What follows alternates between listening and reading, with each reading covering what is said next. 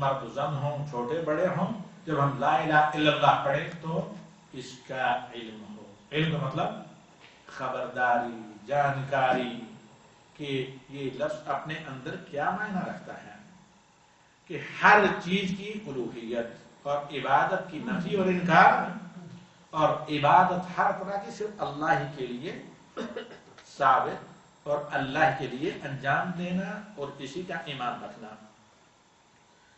اور اس کی وضاحت اللہ تعالیٰ نے قرآن کریم سورہ محمد کی آیت نمبر 19 میں کی ہے. اس آیت کی بڑی تفصیلی شرح میں نے لکھی ہے اپنی کتاب فضل العلم والعلماء جو یہاں پر موجود ہے ICC کے جو اس میں ایمزون میں. وہ یہ کہ فَاعْلَمْ أَنَّهُ لَا إِلَهَ إِلَّا اللَّهُ وَاسْتَغْفِرْ لِذَنبِكَ.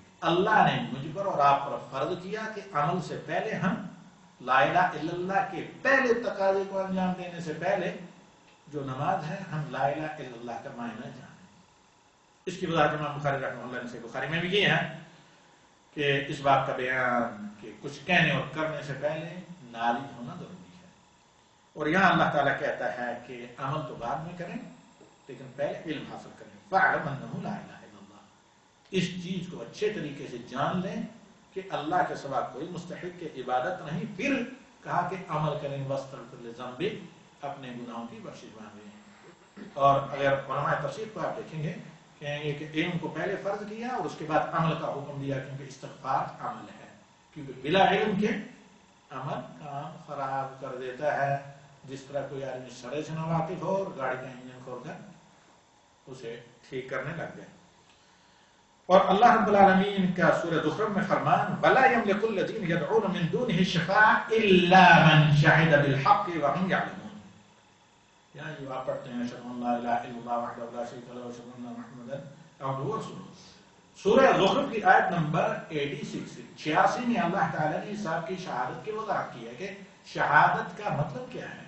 جو کلمہ شہادت آپ پڑھتے ہیں اللہ تعالیٰ نے کہا وَلَا يَمْلِكُ الَّذِينَ يَدْعُونَ مِن دُونِهِ الشَّفَاعَةَ. اللہ کو چھوڑ کر جن سے فریاد کرتے ہیں جن کی شفاعت کی تانگیں امیدیں لگائے ہوئے ہیں جن سے شفاعت مانگتے ہیں جن پر اعتماد و بھروسہ ہے جن پر امید ہے کہ بیڑا پار لگائیں گے اللہ کو چھوڑ کر جن سے یہ ساری امیدیں لگی ہوئی ہیں تو وہ اللہ تعالیٰ کہتا ہے کہ کچھ بھی کسی چیز کے معنی کے نہیں.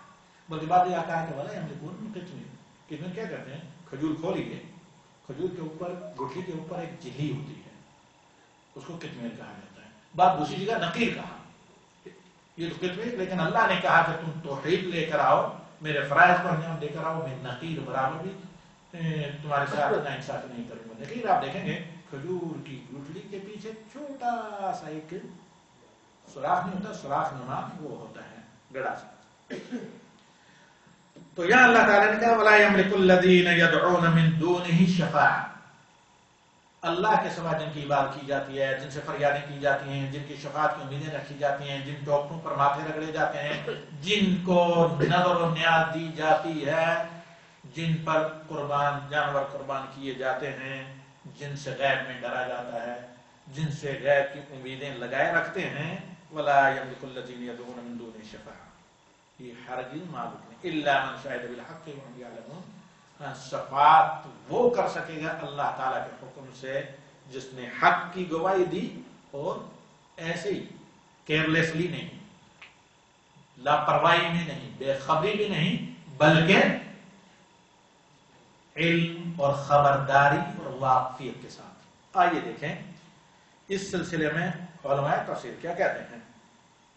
اگر آپ دیکھتے ہیں کہ سب سے پہلے مفسر پہلے میں اس چیز کی وضاحت کر چکا ہوں امام ابن جریر الطبری. جب موقع ہے تو اس کی وضاحت کریں اور برائے کرم اگر آپ لوگوں میں سے کوئی کر سکتا ہے تو اتنا اقتباس مجھے کاٹ کر واٹس ایپ کے لیے دے دیں. وہ یہ کہ کچھ دن پہلے عالمی پاکستان یا ہندوستان میں کہیں بڑی کڑاکے دار ایک تقریر ریکارڈ تھی اور سعودیہ کے باہر سے مجھے کسی نے اس کو چیک کرنے کے لیے بھیجا. تو اس میں ساری باتیں کافی یعنی اعتماد کے ساتھ کی گئی اور اکثر اچھی بھی تھی لیکن ایک سب سے بڑی خرابی تھی جس کی وجہ سے وہ تقریر 2 پیسے کی بھی نہیں رہتی.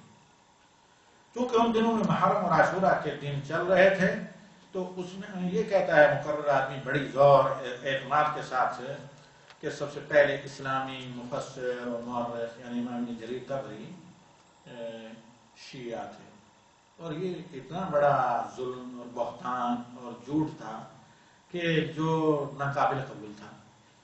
تو صرف اس بنا پر کہ ایک شیعہ راوی ابو مخرج کا ان کی روایات انہوں نے تاریخ میں نقل کی، اور ساتھ یہ بھی وضاحت کے ساتھ کہا کہ سب سے پہلے مورخ.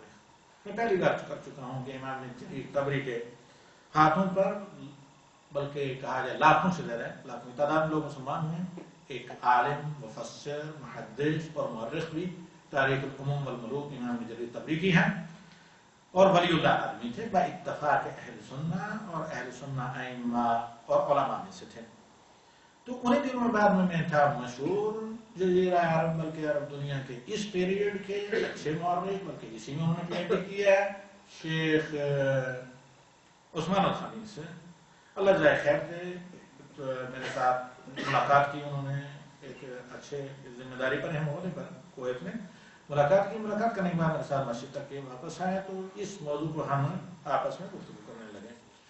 حقیقتاً واقعی یہ خیر ہے، میں پہلے اس پر وضاحت کر کے اس کا جواب دے کر رد کر کے بیچ چکا تھا.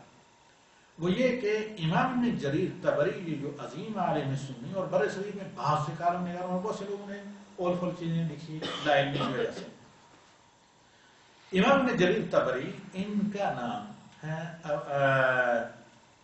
ابو جعفر محمد بن جریر الطبری. ان کی وفات ہوئی ہے 310 ہجری میں. یہ سب سے پہلے مفسر، سب سے پہلے مورخ بھی ہیں، اور اسی طریقے سے علماء امت میں خیر القرون میں ان کا بڑا مقام ہے تابعین کے بعد. ایک دوسرے آدمی سے بالکل نام ملتا جلتا، اس سے لوگوں نے دھوکہ کھایا. ابو جعفر محمد بن جریر طبری، یہ 5ویں صدی ہجری کے شروع کے ہیں، یعنی 400 کچھ کے، 400 کچھ میں ان کی وفات ہوئی ہے. یہ آدمی غالب شیعہ تھا، نہ یہ مورخ ہے، مورخ ہونے کے ناطے مشہور نہیں، اور نہ مفسر ہونے کے ناطے. ہاں روایات ہیں مختلف فنون میں، یا اسی طریقے ہو سکتا ہے بعض موضوع کا حدیث وغیرہ میں ان کی روایات ہیں. صرف دو فرق ہیں، ایک 100 سال کا، ایک 100 سال پہلے ہیں جو معتمد اتھینٹک عالم ہے، دوسرے 100 سال بعد کے ہیں. دوسرا فرق ہے جو مشہور علماء اہل سنت میں سے ہیں، ابو جعفر محمد بن جریر طبری. ان کا پورا نام ہے ابو جعفر محمد بن جریر بن یزید الطبری، اور دوسرے فلسطین کے مشہور شہر طبریہ کے ہیں. اور دوسرے جو ان کا نام کس وجہ سے رکھا گیا، ابو جعفر محمد بن جریر بن رستم، نام اس پتہ چلتا ہے کہ وہ شام کے نہیں بلکہ رستم یہ خالص فارسی نام ہے، اور غالباً فارس وغیرہ سے رہے ہیں.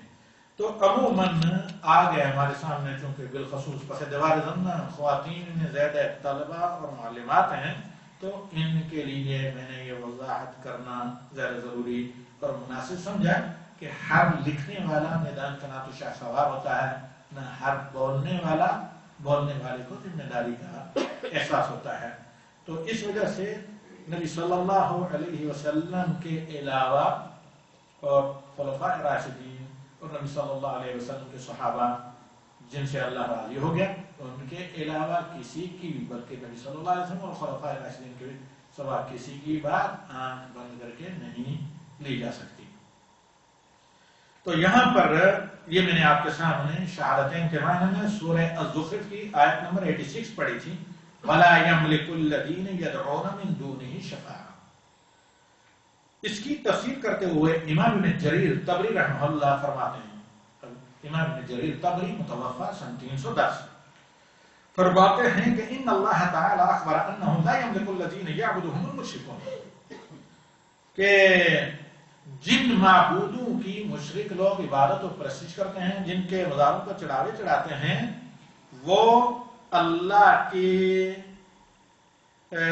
سوا جن کی پرستش کی جاتی ہے وہ شفاعت کے مالک نہیں، کہیں بھی نہ شفاعت کر سکتے ہیں، نہ ان کی شفاعت قبول ہو، الا من شہد بالحق، ہاں جو موحد ہوا، الا من شہد بالحق، جس نے حق بات کی گواہی دی، کہتے ہیں شہادت بالحق ہوا اقرار بتوحید اللہ، یہ امام ابن جریر طبری کے الفاظ ہیں.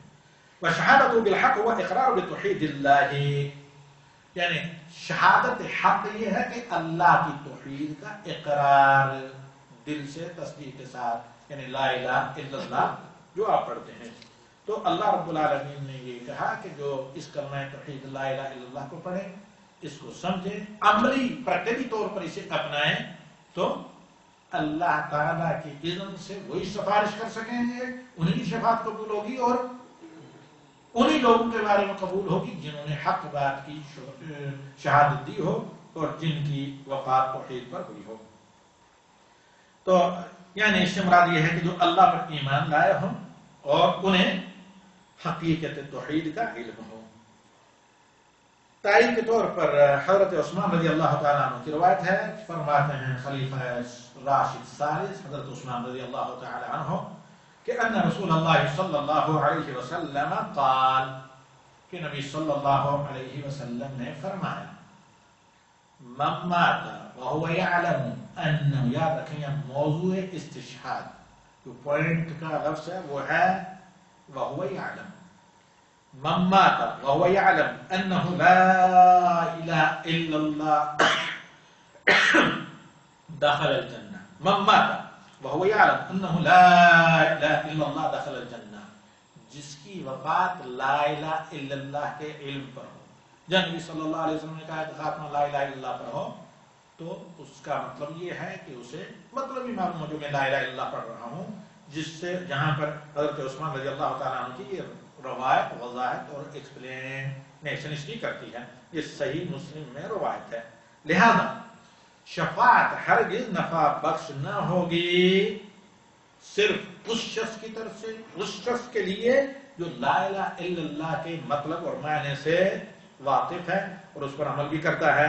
نفی و اثبات، یعنی اللہ کے علاوہ ہر شے کی عبودیت کا انکار، صرف اللہ تعالی اکیلے وحدہ لا شریک لہ کی عبودیت کا عملی اقرار اور اعتراف. اس حدیث سے اور اس سے پہلے جو آیات میں نے آپ کے سامنے پیش کی، ان سے علماء امت ربانیین یعنی اوتھینٹک اسکالر جو ہیں انہوں نے استدلال کیا ہے کہ سب سے پہلا فرض ہر انسان پر اللہ کی پہچان، اللہ کی معرفت ہے، اور اس کو منظوم کیا ہے بعض اہل علم نے، بلکہ بعض چوتھی صدی کے علماء ہیں. تو آئندہ لا الہ الا اللہ کی بقیہ جو 8 شروط ہیں، نیکسٹ انشاءاللہ ملاقات میں گیدرنگ میں جو دوسرے 4 شنبے کو ہوگی ٹھیک 7 بجے